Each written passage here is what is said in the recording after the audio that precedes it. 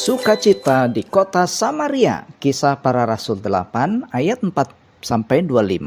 Ayat hafalan, betapa indahnya kedatangan mereka yang membawa kabar baik. Roma 10 ayat 15. Anak-anak, masih ingatkah kalian cerita tentang Stefanus yang dianiaya oleh karena imannya kepada Tuhan Yesus? Ya, setelah peristiwa itu, banyak pengikut Yesus pergi dari Yerusalem karena penganiayaan. Filipus, salah satu dari 7 diaken, pergi ke kota Samaria. Di sana ia mulai memberitakan tentang Yesus Sang Juru Selamat kepada orang-orang Samaria. Dia menceritakan tentang bagaimana Yesus mati dan bangkit untuk menyelamatkan semua orang dari dosa. Bukan hanya itu anak-anak, Filipus juga melakukan banyak tanda dan mukjizat. Dia menyembuhkan orang-orang sakit dan mengusir juga roh-roh jahat yang membuat banyak orang menderita. Semua orang di Samaria melihat apa yang dilakukan Filipus dan mereka sangat kagum. Kota Samaria yang tadinya tidak mengenal Yesus menjadi penuh dengan sukacita. Sementara itu, ada seorang pria bernama Simon di sana. Ia adalah seorang penyihir yang sering juga membuat orang kagum dengan sihirnya. Karena itu, banyak orang berpikir bahwa Simon adalah orang hebat. Bahkan beberapa menganggapnya seperti orang yang punya kuasa besar dari Tuhan. Tapi ketika Simon melihat apa yang dilakukan Filipus, dia tahu bahwa kuasa Filipus jauh lebih besar daripada sihir yang dimilikinya. Simon pun percaya kepada Yesus dan dibaptis. Nah, kabar tentang banyaknya orang di Samaria yang percaya kepada Yesus sampai ke telinga para rasul di Yerusalem.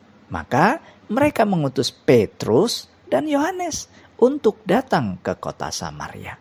Ketika mereka tiba, Petrus dan Yohanes berdoa untuk orang-orang di sana agar mereka menerima Roh Kudus.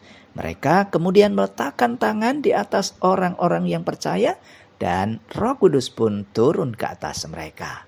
Nah, melihat apa yang terjadi, Simon sangat kagum. Dia berpikir bahwa kuasa untuk memberikan Roh Kudus itu bisa dibeli.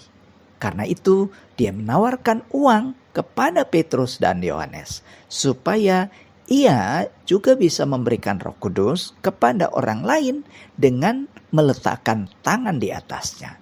Tetapi Petrus menegur dengan keras. Hai Simon, engkau tidak bisa membeli karunia Tuhan dengan uang. Hatimu tidak benar di hadapan Tuhan. Bertobatlah dari pikiran jahatmu ini dan mintalah Tuhan mengampunimu.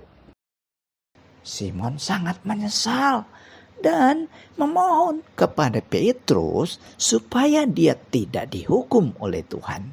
Dia menyadari bahwa kuasa Tuhan itu jauh lebih besar dari sihir dan uangnya.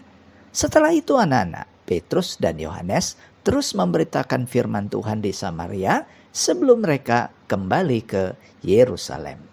Nah anak-anak, ketika kamu percaya dan menerima Tuhan Yesus Juru Selamat, itulah sukacita terbesar dalam hidupmu. Sebab dengan demikian kamu memiliki kepastian masuk kerajaan sorga. Seperti yang terjadi di kota Samaria. Ayo ceritakanlah kabar baik ini kepada orang lain. Sebab kabar ini adalah kabar indah yang dinantikan oleh banyak orang. Seperti dalam ayat hafalan tadi, betapa indahnya kedatangan mereka yang membawa kabar baik. Demikianlah firman Tuhan hari ini. Tuhan Yesus memberkati.